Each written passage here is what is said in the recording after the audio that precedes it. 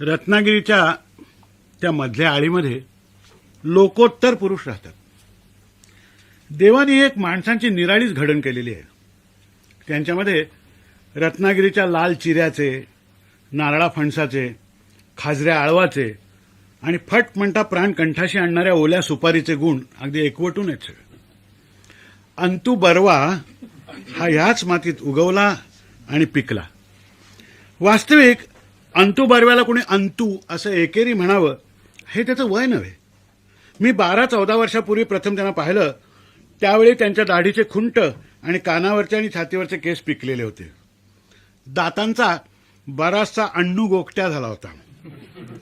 अण्णू गोकट्या होणे म्हणजे पडणे हा अंतूनी मराठी भाषेला बहाल केलेला एक वाक्प्रचार आहे. रत्नागिरीचा अण्णू गोकटे वकील गेली कित्येक वर्ष ओळीनं म्युन्सिपाल्टीच्या निवडणुकीत पडत आलेला आहे. तेव्हापासून विहिरीत पोहरा पडला तरी पोहऱ्याचा अण्णू झाला काय रे असं अंतू ओरडतो. समोरासमोर कोणीही अंतूला अंतू म्हणत नाही, पण उल्लेख मात्र त्याचा सहसा एकेरीच होतो. किंबहुना कोकणातली सगळी मंडळी एकूणच एकवचनी. पण अंतूला संबोधन मात्र अंतू शेठ असं आहे. ह्या चित्पावनाला ही वैश्यवृत्तीची उपाधी ही फार प्राचीन काळी चिकटली. अंतूच्या हातून पापच तसं घडलं होतं. म्हणजे पहिल्या युद्धाच्या वेळी अंतूनी बंदरावरती कसलं तरी एक दुकान काढलं होतं. ते केव्हाच बुडालं, पण अंतू शेठ व्हायला एवढं कारण पुरेसं होतं. त्यानंतर अंतूनी पोटापाण्याचा उद्योग केल्याचं काही कोणाच्या स्मरणात नाहीये. 2 वेळच्या भाताची त्याची कुठेतरी सोय आहे. थोडी जमीन आहे. नारळीची 5-25 म्हणा, पोफळीची 10-15, रातांबीची काही अशी झाडं आहेत. 2-5 हापूस आंबे आहेत. कुठे फणस, कुठे चिंच उभी आहे. वाडवडिलांच्या घराच्या वाटणीमध्ये एक पडवी आणि खोली त्याला आलेली आहे. विहिरीवरती वहिवाटीचा हक्क आहे. या सगळ्या आधारावर अंतू शेठ उभे आहेत. त्यांची आणि माझी पहिली भेट बापू हेगिष्ट्याच्या दुकानात झाली. मी सिगरेटी घ्यायला गेलो होतो आणि केसरीच्या मागून अर्धा जस्ती काढाचा चष्मा कपाळावर घेत घेत अंतू शेठनी तडक प्रश्न केला होता, वकील साहेबांचे जावई ना? हो हो, झटक्यात ओळखलं मी. बसा बसा बसा. बापू, अहो जावई बापूंना चहा मागवा. इतक्या एकदम सलगीत आलेला हा म्हातारा कोणी मला कळेच ना. पण अंतू शेठनीच खुलासा केला, अहो तुमचे सासरे दोस्त हो आमचे. हो, सांगा त्यांना अंतू बर्वा विचारित होता म्हणून. ठीक आहे. हां, केव्हा आलात पुण्याहून? परवा चालू. बरोबर, दिवाळ सण असेल. हां, मागा चांगली फोर्ड गाडी. काय तुमचे दोस्त आहेत ते तुम्हीच सांगा. वा, अहो पुण्याचे तुम्ही बोलण्यात ऐकणार का आम्हाला? मग मुक्काम का आपली फ्लाइंग व्हिजिट? नाही, मी आपलं 2-3 दिवसांनी जाईन. हां, उत्तम. अहो थोडक्यात गोडी असते. त्या सड्यावरच्या कसोबकर वकिलाच्या जावयासारखं नका करू हो. त्याने 6 महिने तळ ठोकला, शेवटी कसोबकर वकिलान एक दिवस खळं सारवायच लावलं त्याला. जास्त दिवस जावई राहिला की तो दशमग्रह होतो. कसे ना? बरोबर आहे. बापू शेठ ओळखलेत की नाही? आमच्या वकिलांचे जावई. आम्ही दोघेही त्यांचेच पक्षकार हो. हेगिष्ट्याने आम्हाला नमस्कार केला. चहा घेता? नको, उकडते फार. मी म्हणालो, अहो रत्नागिरीच उकडायचंच. म्हणजे गोठ्यात निजणाऱ्या आणि बैलाच्या मुताची घाण येते असं म्हणून भागेल काय? रत्नागिरी जर हवा थंड असती तर शिमला म्हणाले नसते आमच्या गावाला. पण उकाड्याचा तुमच्या सड्यावर अधिक त्रास हो. अहो दुपारच्या वेळी मला सायकलीवर टांग आणि थेट या आमच्या पोफळीच्या बागेत झोपायला. पोफळीची बाग म्हणजे एअर कंडिशन हो. मनमुराद हसत अंतू शेठ म्हणाले आणि वर आमचा कंट्री विनोद हो जावई बापू हेही ठेवून दिलं. बापू शेठ पाहुणे लेखक आहेत हो. आमच्या आबा शेट्यासारखी नाटकं लिहिली आहेत. फार बोलू नका, नाही तर तुमच्यावर लिहितील एखादा फार्मास फारसं. अंतू शेठ बर्व्यापर्यंत माझी कीर्ती पोचल्याचा ऐकून झालेला आनंद हा बापू शेठ हेगिष्ट्याच्या प्रश्नांनी मावळला. मला नीट न्याहाळीत बापू शेठ म्हणाले, काय करतात? करतात म्हणजे काय? खुणे की काय तुम्ही हेगिष्टे? ती रद्दी काढा, 10 ठिकाणी बघा. त्या 10 ठिकाणी फोटो खाली नाव छापलेले आढळेल तुम्हाला रद्दीत. बघा अहो सिनेमात असतात. काय म्हणता हेगिस्टे म्हणजे अगदी अजिम्या ब्रह्म पाहिले असा चेहरा करून मागडे बघायला आले. काय हो जावई बापू, एक विचारू काय?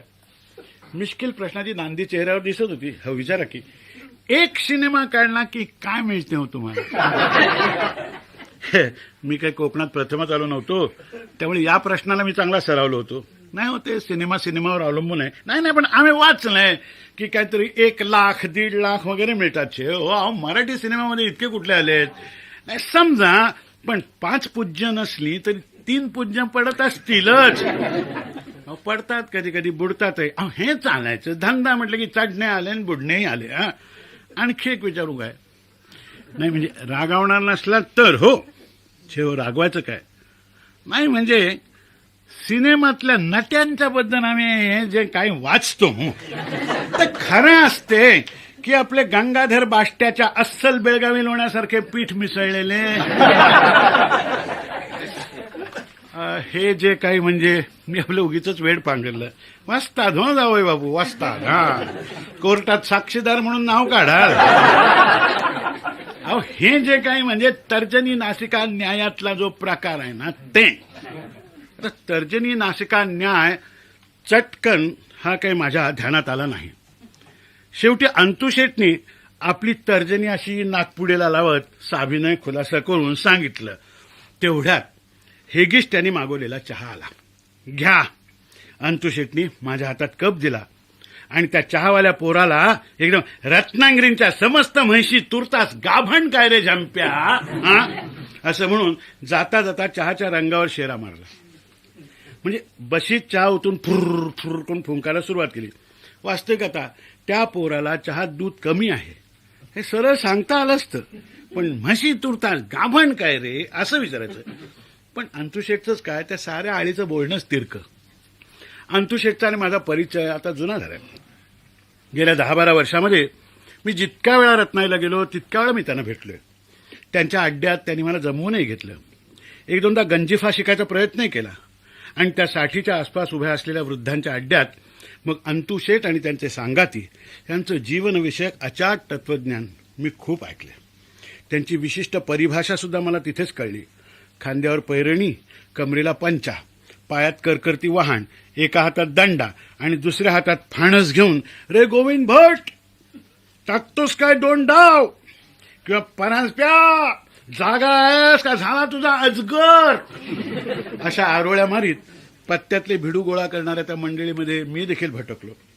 पत्त्यांचा डाव फारसा रंगला नाही की मग पानं टाकून अहो जावई बापू म्हणा हो चांगलासा एखादा मालकंस गड बोल्या कुठ रे थोडा तबला पाहुण्याबरोबर हो खातूशेठ उघडा तुमचा खोका असल्या फरमाईशी बद्दल मग मी तुझा आवाज साफबीप करून घेत असे. नरड्यात मजा आहे तुमच्या. ही दाद मिळायची. 1-2 वर्षापत कधीतरी एखादी फेरी रत्नायला घडत असे. दर फेरीमध्ये मात्र एखादा मेंबर गळाल्याचं कळायचं. हो दामू काका दिसले नाहीत कुठे? अंतुशेठ कोण? दामूने ना तो चैनीत आहे. अरे वरती रंभा त्याच्या टकलावर तेल थापतीये आणि उर्वशी पंख्यान वारा घालते म्हणताय. म्हणजे काय वाघाचे पंजे. दामू नेण्याची रत्नागिरीहून झाली हो बदली असं म्हणून अंतुशेठनी आकाशाकडे बोट दाखवलं. अरे अरे अरे कळलं नाही हो मला. अहो कळणार कसे? दामू नेना चाचला म्हणून रेडिओत का बातमी सांगणार आहे? केसरीत आला होता आपला गृह्य संस्कार, मन मिळावू, प्रेमळ व धर्मपरायण होते वगैरे वगैरे. छापणारे काय द्याल ते छापतील. दामू नेना कसला प्रेमळ. ताटीवर आडवा पडला होता तरी कपाळावरची आठी तशीच. एके रात्री उकडताय घरात म्हणून खळ्यात झोपला तो तिथेच संपलेला सापडला पहाटे. पुण्यवान माणूस हो. पण गतवर्षी आषाढीच्या दिवशी गेला वैकुंठलू की रत्नागिरीत 2 पालख्या निघाल्या आषाढीला. एक विठोबाची आणि दुसरी दामू नेण्याची. आषाढात तो गेला आणि विजयादशमीला आमच्या दत्तू परांजप्यान सीमोल्लंघन केलं नीट. अवघ्या देहाचे सोने झाले. इजा झाला बिजा झाला, आता तिच्याची वाट पाहतोय मिस्किलपणाने खांदा उडवीत अंतुशेठ म्हणाले. 5 फुटाच्या आत बाहेरची उंची, तांबूस गोळा वर्ण, तोंडावर बारीक वांगाचे ठिपके, घारे मिचमिचे डोळे, वयोमानाप्रमाणे वाढत चाललेल्या सुरकुत्या, डोक्यावर तेलाच्या कडा उमटलेली एक टोपी, अंगात अंगरखा, कमरेला गुडघावर पंचा, पायात कोकणी वाहणा, दातांची अर्धी पंगत उठून गेलेली, त्यामुळे मोकळ्या हिरड्यांना अशी जीभ लावीत लावीत बोलायची खोड, आणि या साऱ्या साजा सकट वजन सुमारे 100 पाऊंड. या सगळ्या जराजीर्ण होत चाललेल्या गोष्टीत एक गोष्ट मात्र ताजी होती, ती म्हणजे सानुनासिक पण सुस्पष्ट आवाज आणि डोक्यावर पिढ्यानपिढ्या थापलेल्या खोबरेल तेलाने दिलेली वंशपरंपरागत तैलबुद्धी. अंतुशेठच नव्हे तर त्या आळीतले त्या वयाचे सगळेच नमुने कमी अधिक फरकाने एकाच वळणाचे किंवा एकाच आडवळणाचे. भाषेला म्हणजे कशी फुरशासारखी पायात गिरकी घेऊन चावायची सवयच झालेली. कुणाचं बरं झाल्याचं सुख नाही, वाईट झाल्याचं दुःख नाही, जन्माचं सोयर नाही, मरणाचं सुतक नाही, गाण्याची रुची नाही, तिटकाराही नाही, आणि खाण्यामध्ये चवीपेक्षा उदरम भरणम हाच स्वच्छ हेतू. आयुष्याची सारवट गाडी वंगण नाही म्हणून कधी कुरकुरली नाही आणि आहे म्हणून वेगाने पळाली नाही. चाल मात्र कोकणी वाटीसारखीच, सदा नागमोडीची. अहो, नशिबात अश्वत्थाम्या घरच्या पिठाच्या दुधाची वाटी, त्याच्या घरी पिठाचं दूध झालं. इथे देवानी नारळीचा कल्पवृक्ष दिलेला, पण त्यातल्या खोबऱ्याहूनही करवंटीची सलगी अधिक.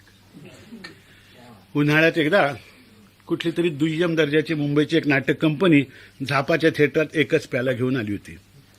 संच आपला जेमतेमच होता. पहिला अंक संपला, बाहेर सोड्याच्या बाटल्याचे ते ची म्हणजे चित्कार सुरू झाले. किटसनच्या प्रकाशात अंतुशेठची मूर्ती दिसली. अंतुशेठ फरकापवाल्या मॅनेजरशी चर्चा करत होते. कशी काय गर्दी? ठीक आहे, ठीक, प्लान तर मोकळाच दिसतोय. सोडता काय अर्ध्या तिकिटात? छे म्हणून झिटकताय काय पाल झिटकल्यासारखी? पहिला अंक ऐकला मी इथूनच. तुमच्या सिंधूच्या पार्ट्यात काही दम दिसत नाहीये. लागे हृदयी हुर हुर म्हणजे अगदी पिचकवणी म्हटलं नीट. बालगंधर्वांचे ऐकले होते काय? मॅनेजरही जरा उखडले. आग्रह नाही आमचा, तुम्ही नाटक बघायला या असा. अहो, गावात तर आग्रहाचे बोर्ड टांगलेत आणि काल घरोघर जाहिरातीचे अक्षत घेऊन देखील हिंडत होते तुमचे बँडवाले. अहो, एवी तेवी रिकाम्या खुर्चीस नाटक दाखवायचे. 4 आण्यात जमवा. 4 आण्यात बघायला काय डोंबाऱ्याचा खेळ आहे का? अहो, तो बरा म्हणले, आधी तो खेळ दाखवतो आणि मग थाळी फिरवतो. तुम्ही तसं करा. पुढचे कशिया तजू पदाला जमले फक्कड तर थाळीत 4 आणे जास्त टाकीन. बाजूची मंडळी हसली आणि मॅनेजर आणखी उखडला. तेवढ्यात अंतुशेठची नजर माझ्याकडे वळली. नमस्कार हो जावई बापू, नमस्कार. काय जमलाय काय एकच प्याला? ठीक आहे, फुकट पासात वाटतं तुम्ही. बाकी तुम्ही त्यातलेच. एक न्हावी दुसऱ्या न्हाव्याच्या दाढीचे पैसे घेत नाही म्हणतात. अहो नाही हो, हे बघा, हे पाच तिकीट आहे. मग ठीक आहे असे मुळमुळचे उत्तर दिले. दांबड्या मोडल्यात ना तुम्ही. अहो, तो सिंधूचा पार्टी तर एकदम कंडम वाटला मला. अहो, सिंधूचा पार्टी कसला? बाई आहे ती काम करणारी. सांगताय काय? अहो, कसला हो आवाज आणि कसले ते दिसणे. मनात आणि येईल तर कडेवर घेईल सुद्धा करा.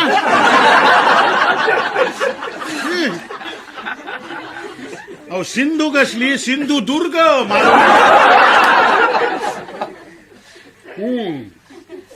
पाहिलंच वाटतं नाटक तुम्ही. उगीच जरा त्या कोपऱ्यातली 2-4 झापं बाजूला करून पाहिलं घाटकावर.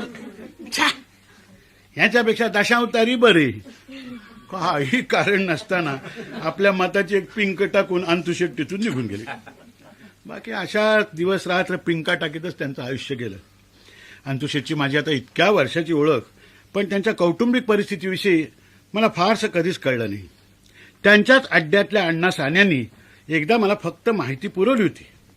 कधीतरी त्यांच्या बोलण्यातून अंतुशेठच्या मुलाचा उल्लेख आला होता. म्हणजे अंतुशेठला मुलगा आहे? आहे म्हणजे काय? चांगला कलेक्टर आहे. कलेक्टर? भायखळ्याच्या स्टेशनावर तिकीट गोळा करतो. चेहऱ्यावरची सुरकुती हलू न देता अण्णा. मग वडिलांना काही मदत वगैरे करत नाही वाटतं. अहो करतो कधी कधी. अहो त्यालाही संसार आहे. त्यातून बीबीसीआयला JIPचा डबा जोडलाय. त्या अड्ड्यातले हे विशेष शब्द गोळा केले तर ते स्वतंत्र कोश तयार होईल. बीबीसीआयला JIPचा डबा जोडणं म्हणजे आंतरजातीय विवाह. हे लक्षात यायला मला थोडा उशीर लागला. काय लक्षात आलं ना, त्या अंतुशेच्या स्नानसंध्येची जरा तिथे पंचायत होते.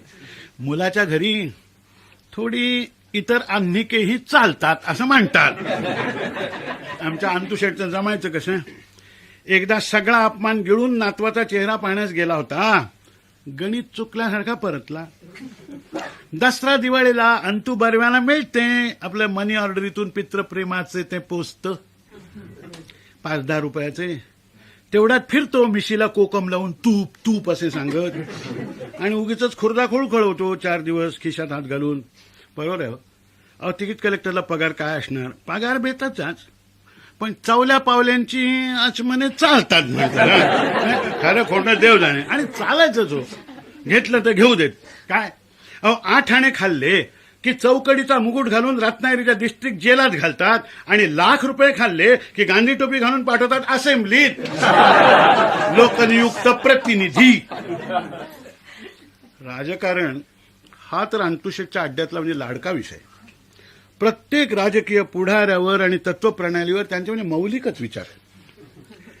कोकणामध्ये दुष्काळ पडला होता, तसं तिथे नेहमीच दुष्काळ, पण हा दुष्काळ अंतुशेटच्या भाषेत सांगायचं म्हणजे फामिन ऍक्टान्वये पास झालेला होता.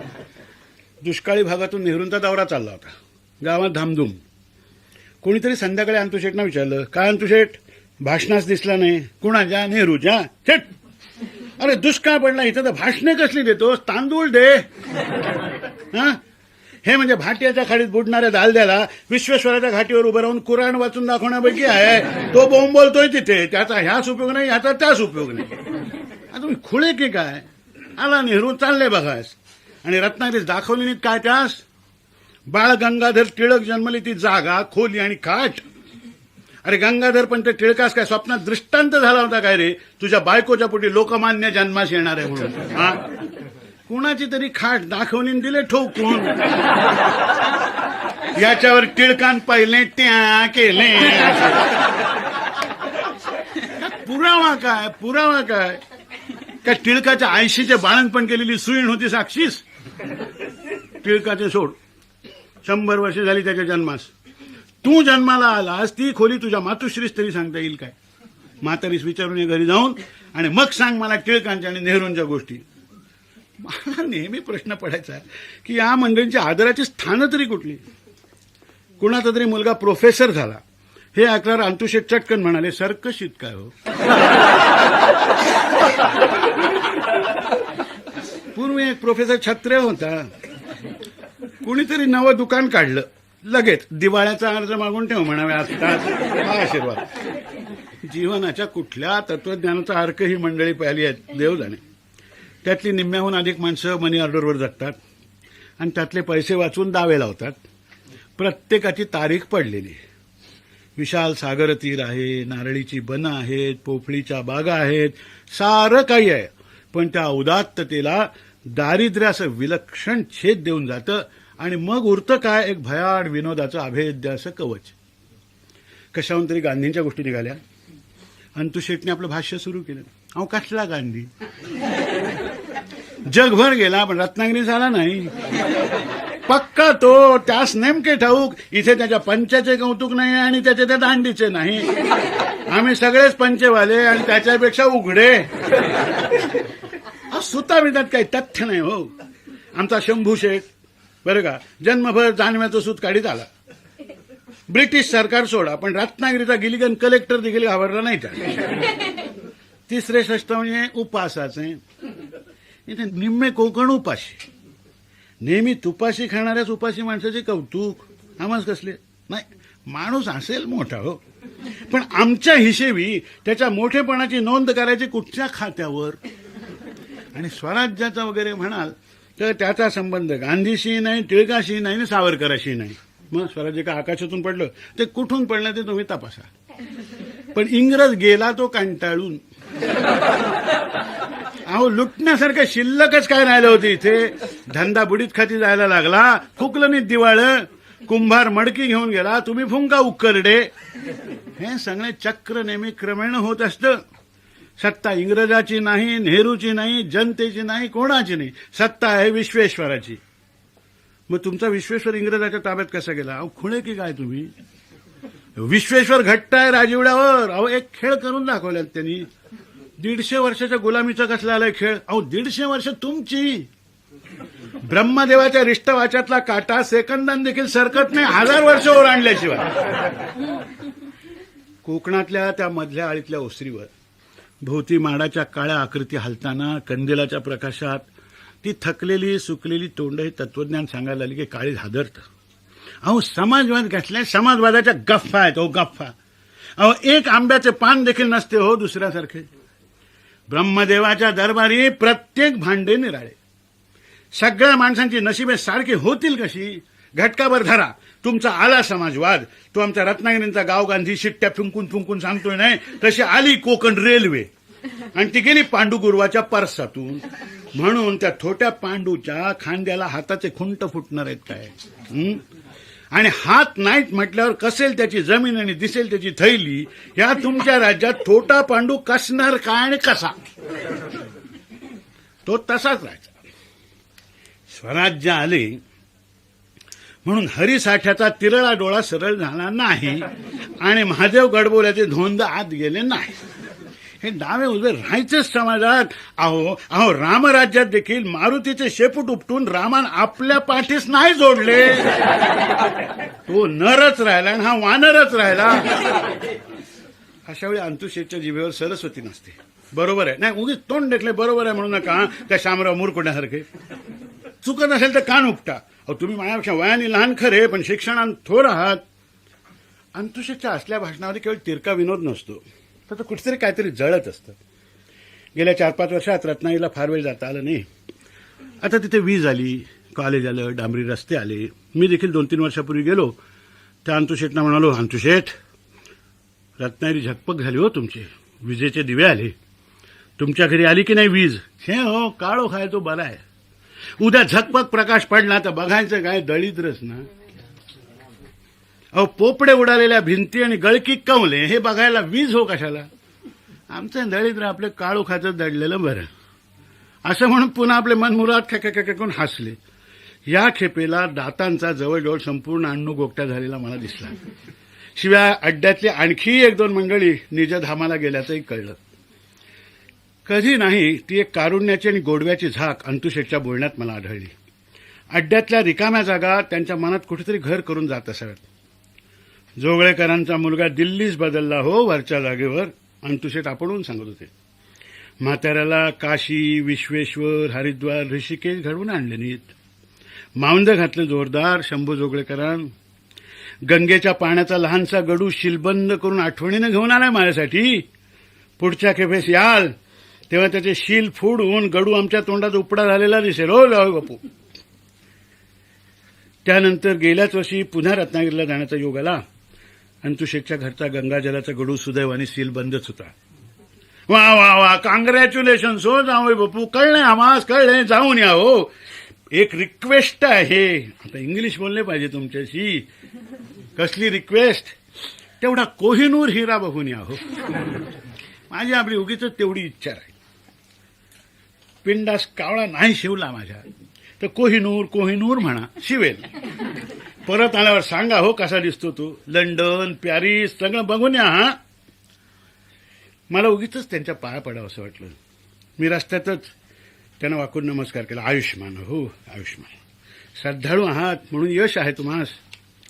मी निरोप घेतला आणि 4 पावलं टाकली असतील लगेच हाक ऐकू आली. हो जावई बापू.